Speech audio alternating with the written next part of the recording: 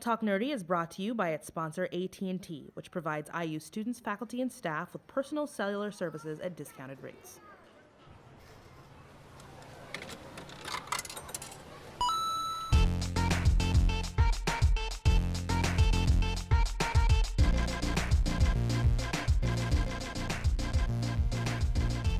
Talk Nerdy to Me, a conversation about technology's hottest topics at Indiana University and beyond.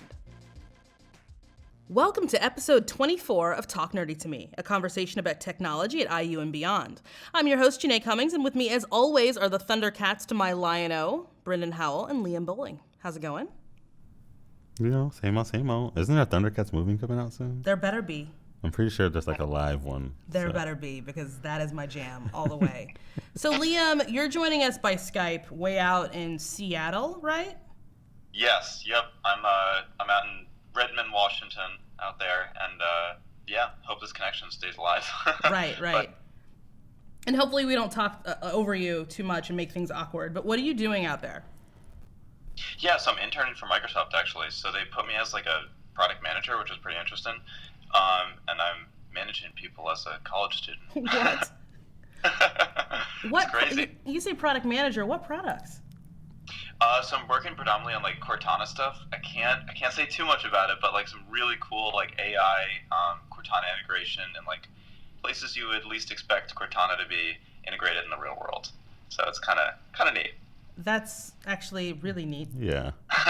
It's way more exciting than anything I have going on right now. Yeah, I think absolutely. So, well, we're going to put our jealousy aside, I think. And also our curiosity about whatever like top secret Cortana projects you're doing. If there's anything awesome though, by the way, and that means we can get something cool earlier, be sure to just, I think we're friends here and that you can just go ahead and maybe send us those products or let us test them or whatever. So. Oh, 100%. That's going to happen. Okay, all right. There's some cool Microsoft stuff. Now that we have that agreement in place, let's kick things off with the news that Nokia will re-enter the smartphone market at the end of 2016. But this time they're not doing it on the Microsoft umbrella. Like, that relationship is over. We're going to have Nokia handsets paired with Android. And so Nokia, I think, is legendary for their product quality, their handset quality. Mm-hmm. And they're kind of like one of the OGs of mobile phones, at least from the 90s. Yeah. But after all this time, can they carve a space for themselves in the Android market? I mean, I feel like that's a good question because I don't know the answer. I don't know. One, it depends on like what the company who Microsoft sold the Nokia licensing name to is going to do with it. But they did say they're at least going to use Android, which I think is what should have been done from the very beginning anyway. Absolutely. So, I mean, I hope that it's good for them. I mean, other than Samsung and maybe LG, the other phones, you don't really know them for quality, but Nokia's had this long reputation for quality phones. Like those little bar phones back in the day, like they were indestructible. No, they were. They're still kicking. Yeah. In fact, I think Joe had one until maybe a year ago. Right, Joe? That's correct. But even like the Nokia Lumia phones that came out, they were all like solid build quality. So, I mean, they just had the Windows Phone software on them, but the actual quality of the phone I thought was great. So. But it seems that while Nokia was a Windows Phone, we kind of forgot about what Nokia was all about, or what made Nokia phones great. Because I think we were just kind of blinded by the fact that it was a Windows phone. True. Yeah, So. Yep.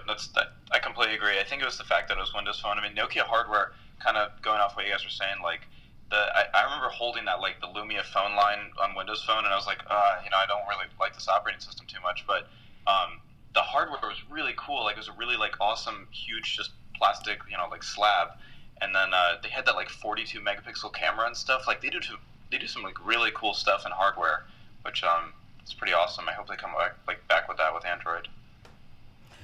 So when we're thinking about smartphones today, I think at least for a minute, innovation is, we've kind of seen what they can do. The innovation's kind of over, and now it's just a profit chase.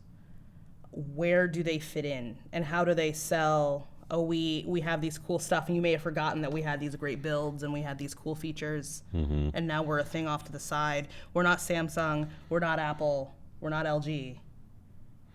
I feel like the first step is to kind of integrate all the stuff that like Apple, Samsung, and and LG having their phones like fingerprint scanners, NFC, all that wireless charging to be like that has to be in the phone. Otherwise, they're automatically gonna make themselves fall behind everyone else. But I feel like what they should keep doing is, I mean, obviously the great build quality, but then keep on with the huge cameras and the good pixels and all that stuff. Because right now Sony is really the only one that has like a huge camera on their phone. Samsung and Apple still have like normal looking cameras, but they're just higher megapixels. But Sony's the only one who's actually trying to make a smartphone actually a camera phone too. And I think Nokia can do that as well.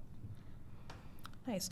We're going to get back to the kind of Nokia Windows Phone issue later in the program. So for now, let's talk about Google, which is officially guilty of doing the most.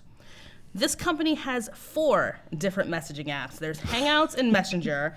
They handle text and phone calls. We've had them around for a minute. Then there's Duo for video conferencing and Allo for messages and emojis. Allo is kind of interesting because it'll have, I think, a smart reply feature where it'll scan your messages and then suggest replies. And we'll tweak those as you kind of correct it and move along. Yeah, and Apple implemented that with, I think, iOS 8 maybe is when that first came out. So it's nice that, but I feel like Google had it too with the, like with all the other smart keyboards like Swipe and all that, had that feature built in as well. So I think out of all those messaging apps we just talked about, I feel like Duo's the best one, only because Android phones have never had like a I guess FaceTime type application built into the phone or anything. You always had to download Uvo or Skype or something like that. And now this is something that's like Android specific, that's going to work from Android to Android and kind of give us what people who have iPhones can do with FaceTime. Why not have one amazing killer app? That's so true. It's so ridiculous that they have 4 different apps. I mean, in terms of like fragmentation, it's like how would I know which app you're using or like which messaging service you're using? How would it even reach you?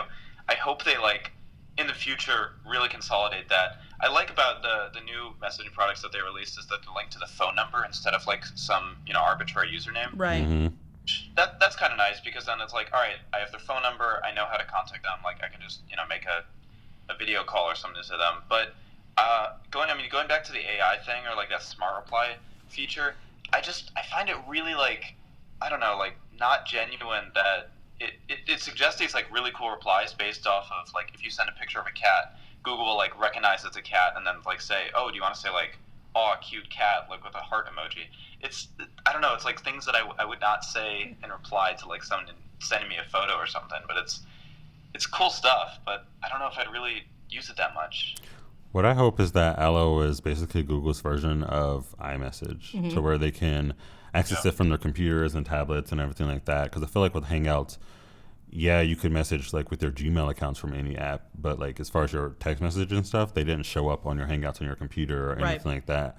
And so maybe Hangouts is just going to go back to being just the like Google to Google feature, and this will be kind of like you have an Android phone, this is where all your messages go through is in Allo anyway. So we'll see. I feel like they didn't give us enough information about it. Right.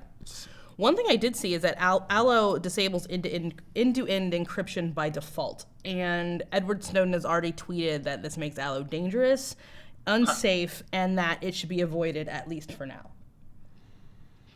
Disables as in doesn't use the encryption? Yeah, by default, meaning you can turn it on. Oh, okay. Yeah, but then you lose the AI kind of like smart reply stuff because they need Google to be like the middleman to like siphon through that to then suggest those replies, which it's kind of fishy. I don't know. Well, I don't know. I feel like the only reason they added the encryption was because WhatsApp had the encryption, and that's become such a big deal with privacy and everything. But I feel like they have other things they need to embed into Android before encryption. I don't feel like that needs to be the focus. One thing I'd like to know is any of this replacing anything? So I text, I use WhatsApp, I use Hangouts, I use Slack for work, I use Snapchat, I try to avoid Facebook Messenger. I've got enough. Like, this is too stressful. Mm-hmm. Is there any sort of app out there where these things come along and take those other ones away? I don't think so. I mean, I know Facebook Messenger tried to embed text messaging into their Messenger app as well, but I don't think that really took off. So I don't even know if it even is a thing anymore. But I feel like, I mean, once you have like Google and Apple and everyone combating to be the best operating system, they're not going to let their messaging be incorporated into other applications. Oh, sure. Especially Apple, they don't play games. So. No. Yeah, at least like what I like about Apple is that they have texting and iMessage in like the same place. Mm-hmm. But with this new messaging app, I was expecting, oh yeah, they're going to put text messaging in there too. But no, you still need another text messaging app and then like this app as well if you want to message people on Allo or Duo or whatever. It's just really fragmented on Android and Google right now. And that's just doing too much because, I mean, one of the problems with Android anyway is when you first get the phone, there's like a gazillion apps on it Yes. already, and you have to go remove all of them if you can. If you can. Some of them Yeah. you just have to like segment or hide into like in a folder or something. Yeah. So, in other Google news, they're also releasing, I think sometime later this year, Google Home, which is going to take on Echo, Amazon's always-on virtual assistant. Now, Amazon Echo has been the only player here since, I think, like the fall of 2014. And while it's pretty awesome, I have one, it's certainly not perfect. The one thing I like about the Echo is that Amazon is obviously focusing on it because they keep coming out with new things for it, and there's new ways you can use it. Every week there's a new skill, Yeah. or a few new skills. Yeah. But I'm excited for Google Home because Google bought Nest. And so, I mean, Nest in and of itself, I mean, they have like the thermostat and don't they have like smoke detectors or something like that, yeah. cameras and whatever. So since Google already has all that, I feel like Nest may one up Amazon with this because now you can talk to Google Home and it controls all those other Nest products that you already have in your house. Yeah, So, yeah. Well, that is something frustrating about Echo is I'm like, turn up the temperature. Where would you like to turn up? Like everywhere. Turn it up where the Nest exists. You know what I'm talking about. Turn it up there. But it looks like in reading about Google Home, it brings multi-room audio. Echo doesn't sync devices with one another. It has conversational voice commands, which is a big complaint I have about Echo, is that you can't ask a series of questions. Like you kind of have to start over again with everything because it doesn't recognize anything beyond like pre-programmed responses. There's also customizable appearance, which I just want all black everything. for Echo, there's customizable appearance? No, I'm talking about Home. This is all about Okay. Home. But I might want like a little sexy stainless steel one or something. I don't think they go that far. I mean, from what they were showing, at least in some of the promo videos, and maybe that will come, they all kind of look like those Glad or Febreze automated air fresheners. Yes. Yeah, they look exactly like that. It's so weird, and they can like change color and stuff. But I don't know. It's kind of a funky looking thing. I don't know. I don't know. I want to see what it looks like. Again, I feel like this is something else they also gave us very little information about. Sure. And I mean, they have a website for it now, but there's still like so little on there. But they're like, these are a little cute, but they do look like air fresheners. They do, and I don't want that in my house. I want to hide all that stuff away. So you think my house smells great just on its own. Yeah, but I feel like this is just so that you can talk to it in multiple rooms, right? Yeah. And I mean, it's smaller than Echo. Well, I guess what's the little baby Echo they have It's now? the Dot. No, Yeah. it's not. Is it a Dot? I think Yeah, so. the dot. Yeah. It's a little bit bigger than that, but I feel like I don't know. I like the look of it, but you also know I love the look of the Google Wi-Fi thing that they came out with. You So do. On Hub. yeah, that I never got. No, I didn't either. Because I heard it wasn't playing well with Uverse.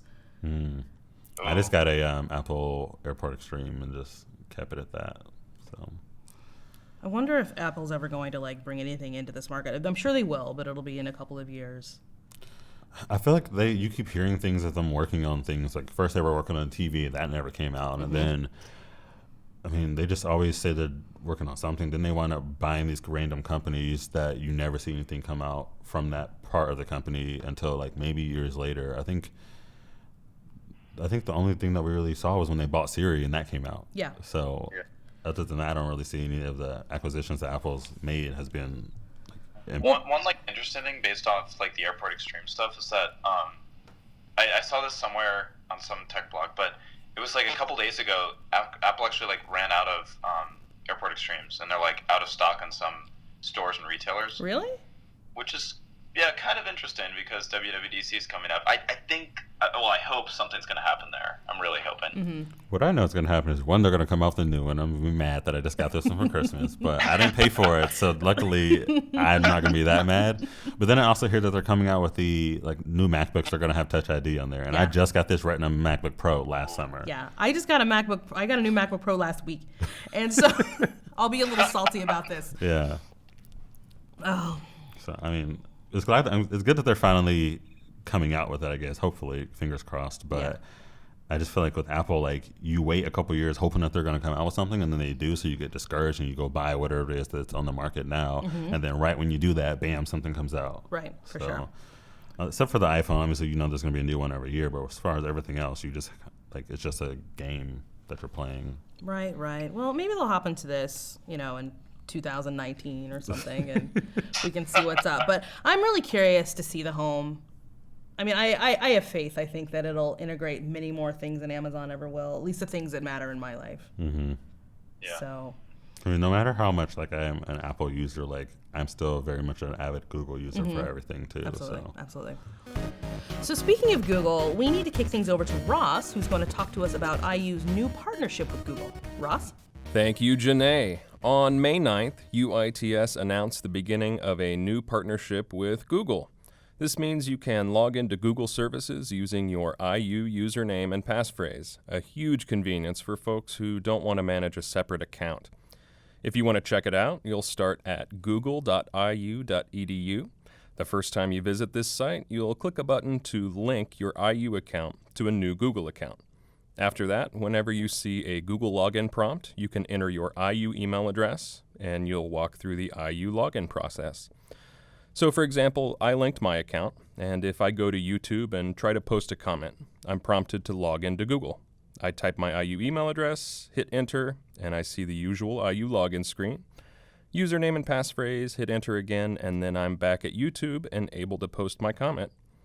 You can use your IU Google account with Drive, Calendar, Sites, Groups, YouTube, Blogger, and Contacts, and more apps may be added in the future.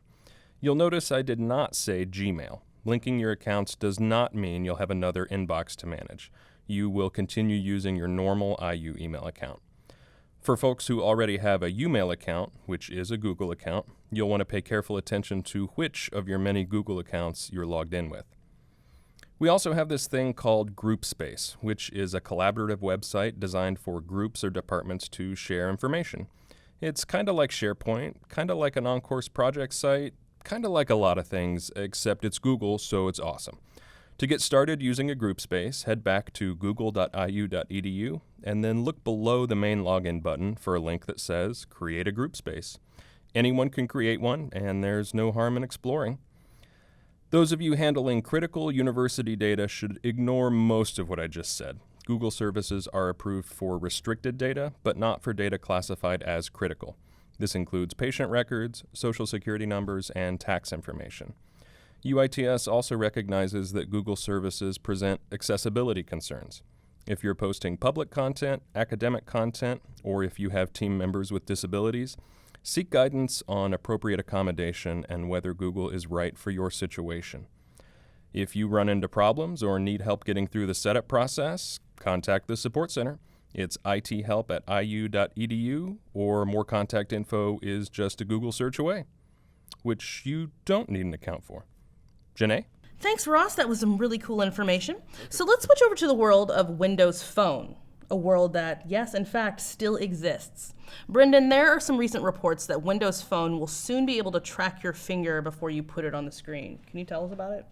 Yeah, so I read that too. I think I saw it on Engadget, but I don't remember how the technology works, but it's basically going to work in most of the camera apps and things like that. But if you're, like, say, for instance, shooting a picture or a video in landscape mode, the phone kind of tracks where your fingers are on the screen. So that way, if you, say, switch from holding it with your right hand to your left hand, it knows that you did that, and the controls automatically pop up over there, and they kind of follow your finger around on the screen. So I know, like, at least in, like, a lot of the Lumia cameras on the Windows phones, they have a little bit more advanced photo controls than like the iPhone would or the Samsung phone would. So I think that would really help with their phones, but that's only going to have, like, a very small market of people that actually need those features, like photographers, for instance. So But if Nokia comes out with a nice new Google Android phone with the same camera, maybe they can input those features into theirs as well. But I'm sure Microsoft has some type of patent on it right now anyway. So, but there's not been much on there. There was just like a little, I think, a GIF or a video of how it works, and that was basically all that you saw. So, did you hear anything about this, Liam, or is this top secret information? I don't know about this. I mean, what I do know is like that I think Google has been like publicly doing the same thing, some kind of like with their Google Tap like department or something, where you like kind of hover your fingers above the screen a little bit. Mm-hmm. So Google has been working on it, and I'm pretty sure Microsoft's working on something very similar. Okay, so I find this a bit interesting because Microsoft, I think in the last few days to a week, just gutted its phone business by laying off hundreds of people. Most of them are former Nokia employees, and given what we talked about earlier, that makes some sense. But why? Why work on all these new technologies or advancements in mobile when you've just wiped out most of your staff? Yeah, it's tricky. I don't know. I think they've come to the realization that I think Windows Phone's market share is like less than 0.5% or so, right? So right. It's not doing too well in the consumer market, but I think it's working decently well in the enterprise market because Microsoft kind of owns the whole stack in terms of they have the encryption stuff in the back end that your company uses, and then they have the phones that you give out to your employees for free. So I think what they're trying to do is like really focus on that instead of the consumer market, but that's tough because you have this like bring your device to work thing, and everyone just brings their iPhone in, and then it's like, well, I don't want that free Windows phone. So right. I don't know, really, really tricky. So a year ago, CEO Satya Nadella said that Microsoft was shifting to a more effective and focused phone portfolio that focused on business value phones and flagships, which tracks what you're saying. But this seems like they're scaling back so much that they're just scaling out. They're just done. So this is me thinking kind of from like a business perspective, but maybe their goal is to just keep developing some phone technology internally and then sell it to someone else. And that just generates a different form of revenue for the company since they know obviously Windows Phone isn't going to happen. But I guess they're not totally giving up on Windows Phone because they keep developing Cortana for it and everything like that. And then they have all these commercials and they're spending a lot of money on advertising. But I mean, maybe there's something else up their sleeve rather than just developing Windows phones. So, well, something's obviously up their sleeves with Liam working on Cortana stuff. So, for sure. Something's clearly happening. And I feel like Cortana. I feel like Microsoft may be the ones to jump into the whole like smart home. What am I trying to talk about? I don't know. I feel like they're trying to jump into the whole smart home, I guess, market. Because I mean, if you have Cortana built into your house, like it's awesome. And Cortana is like so intuitive and intelligent, and it recognizes like different sentences and phrases, and you don't have to, like you said with Amazon Echo, say certain things or to do what you need it to. Cortana just kind of figures it out, kind of like Siri too. But I feel like Siri. I think Siri is kind of in that kind of Echo way where you need to speak to Siri in a very specific, structured way to understand what's going on. Yeah. If Cortana could speak to me throughout my home, that would just be game over. Yeah. It'll be like that movie Her, where you have the whole AI in your house. I mean, I could definitely see it though. Like if you look back, there was this video in like 2001, if you pull it up on YouTube or something. But it's like this video of like the Microsoft Home or something, and it's really like kind of sketchy, and you're like, who's speaking to me right now?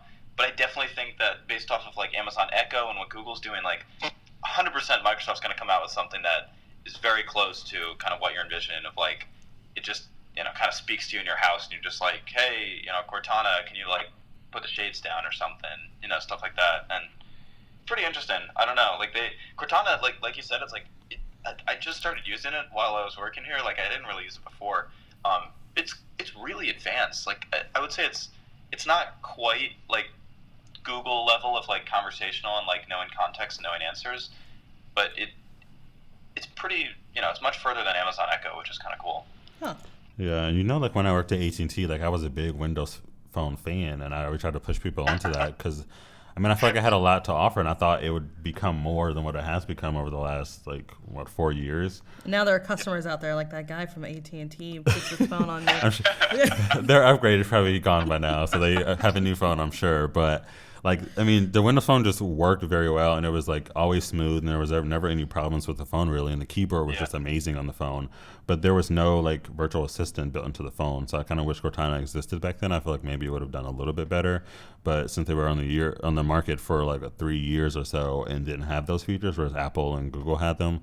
I always thought the real killer was that it didn't have any useful apps. Like, it just didn't have as many. Yeah. We didn't have any because developers didn't want to make any for it because they didn't have any faith in the operating system. But I feel like if Apple or if Microsoft would have came out with a little bit more in the software and the UI, then maybe there would have been like an incentive or some interest to make apps for it.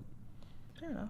Yeah, like I kind of wish that they just like went over to Snapchat and like Facebook and just gave them like a $100 million instead of just make an app, please. Like, because that's the one thing is like on Windows Phone there's no Snapchat, which is kind of crazy. Mm-hmm. But I like going back to I guess what's their goal with all of this.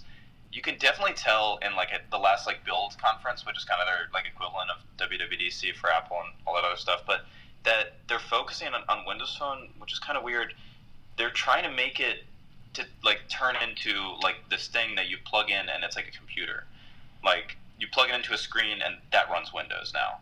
And that like all of your stuff is on your phone quite literally, and if you want to turn a just dumb monitor into a full computer, you just plug your phone into it. Do you remember a couple of years ago when Motorola had a phone that did that? Yeah, I remember that one. That didn't stay around very long. The phone itself was pretty solid though, but the actual like whole plugging in, making a little laptop didn't stay around. So, but with Cortana, I mean, that could work because I mean, Windows 10 is beautiful, and the way Cortana works in it is just awesome. I hope my new work computer I get has that on there. Probably won't because enterprise. We always get the model before. So, but I feel like Microsoft can do stuff. I feel like they're being really innovative as far as like things like the AI goes and everything like that. Whereas with Apple, we're still waiting on what are you guys going to do next? Because it seems like you've run out of options. Well, speaking of a lack of ideas, this will bring us to our first and hopefully last segment in something I call realization in IT, which is that I now have an iPhone. I know I have spent the entire 3 years of this podcast bagging on iPhones and talking about how Android phones are better. So I've had this phone for the last 14 days, and for 14 days, I eat a few more helpings of crow. So there it is. I'm out with it. I'm open and honest. I have an iPhone now. I'm no longer an Android user. I'm seeing the light. I feel like we're in like an AAA class. I'm Janae, and I am an iPhone user. But how do you like it, though? I mean, what's been your experience? I love it. It is, and I think I told you this when we were texting the other day, it is delightfully boring. Yeah. It is... Everything does what it's supposed to do. Everything is there that I'm used to. Well, I guess, like the kind of app-type functionality and that kind of thing. Things are there. I'm used to them being there. I'm happy that they're there. But then there's iMessage, which is a revelation in my life. I did not understand. That I can text from anywhere using anything and anyone can get my messages. It's great. And now I'm mad at people I know who have Android because when I send them iMessages, it's like failed message. I get so upset. Mm-hmm. But oh, you can fix that though. So of course I can. Yeah. Of course it can be fixed. We can talk about that offline. But no, I'm loving it so far. It is so reliable that I'm just overjoyed with it. I never thought something so seemingly basic would be so outstanding. Yeah, I realized that after I stopped working at AT&T and I kind of got into like the professional work life. And I'm like, I don't need my phone to have a Game Boy on it or anything like that. I just need it to work and text and call and like email, and that's all I need. That's what I need. I need Spotify, and I need to be able to get a hold of people. Yeah. Yeah. And the just reliability. Like, is there anything that you like particularly miss on Android that you don't have on iOS? Yes, the customization. And it's more due to my OCD than anything. I hate having almost like your kind of main screen covered in icons. That drove me nuts. So on all of my Androids, it was clean. They were clean of any icons except like down in the bottom row, like right near the base, I would have maybe like 3 or 4, like my camera, whatever, and that was it. And then a really clean, very tidy desktop or wallpaper image, that I thought was really cool. And then I could swipe from here to there to get to everything else. So it's that kind of stuff, just little customization type things. Like I had all my phones rooted, and like neat visuals. These things actually don't matter, I'm realizing. So Well, welcome to the dark side. right, I'm on the dark side. And speaking of, well, I've said speaking of maybe 9 times in this episode, but it keeps being appropriate, so I'm going to keep rolling with it. But there is news out of the UK that Apple Wallet may be soon able to store driver's licenses. So digital driver's licenses in your Apple Wallet along with all of your digital credit cards. This is awesome, or it could be awesome. I think it would be awesome. I mean, how many times do you lose a driver's license Yes. or you forget it at home when you need it? Like the other day, my sister was in the airport in DC and she couldn't find her driver's license, so she had to go through a whole mess just to get on the plane. So, and plus now we have like our mobile tickets and all that stuff now anyway. So they just scan our phones for a plane ticket. So why can't you scan my phone for my driver's license For sure. either? So I don't know when this will make it to the U.S. and I think it's just now being in like a pilot mode for It's the kind of a prototype. Yeah, for the UK, but I think it could be pretty good. And even inside of the Google Wallet, I mean, not Google Wallet, the Apple Wallet, it's pretty encrypted in there and everything's kind of very secure. So we'll see where it goes. If this spreads, and I guess using the word spreads makes it sound like a virus or something, are we looking at the end of physical wallets? Are we done with these? Maybe when this base identification comes to our phones.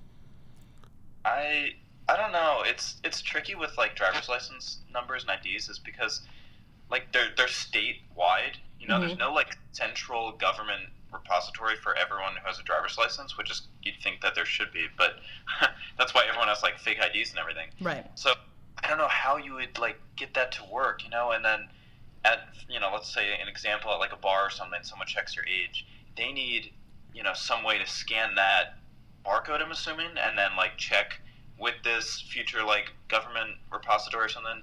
I don't know. It's like it seems really tough because I just look at like the whole fake ID situation today. The entire reason why that industry is like thriving on Reddit and the internet and dark web and whatever, is because like it's this physical thing and there's no actual database which you can check for. So it's True. I mean, I hope it comes. That'd be amazing.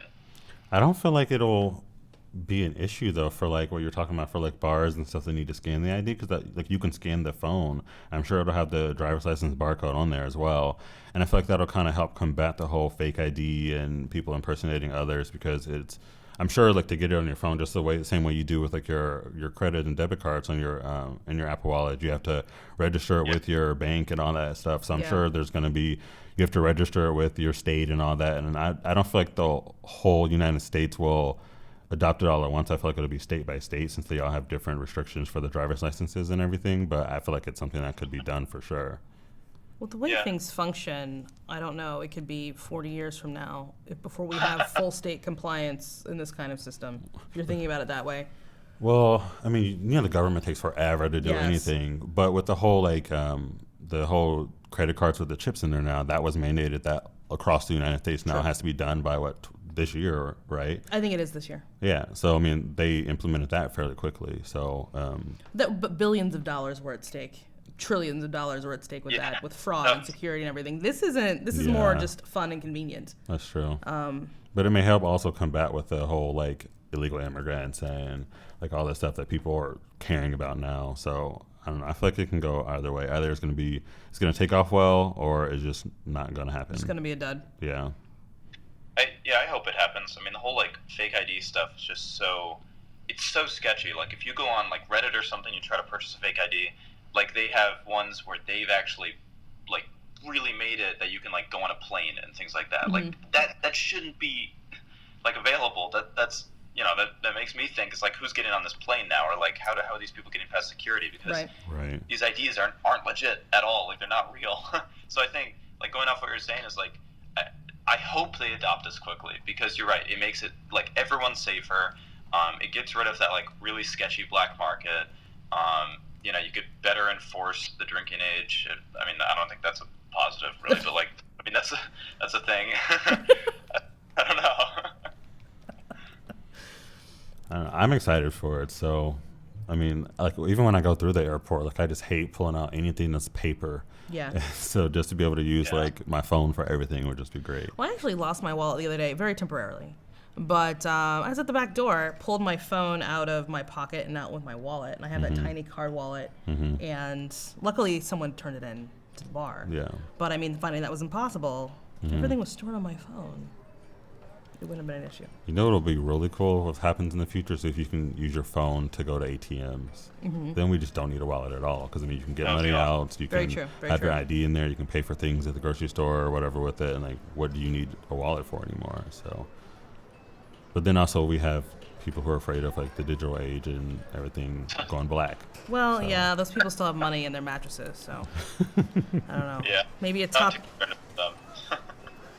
We'll worry about it when the time comes, you know, Yeah. when we're all aged and getting Social Security. So, with that, ladies and gentlemen, I bring season 3 of Talk Nerdy to Me to a close. If you have any feedback, questions, or want to say hi, you can reach out to us online at talknerdy.iu.edu, on Twitter at talknerdyiu, and via email at nerdy@iu.edu.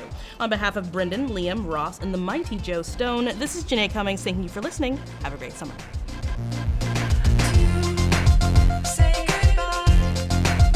The first thing is the dawn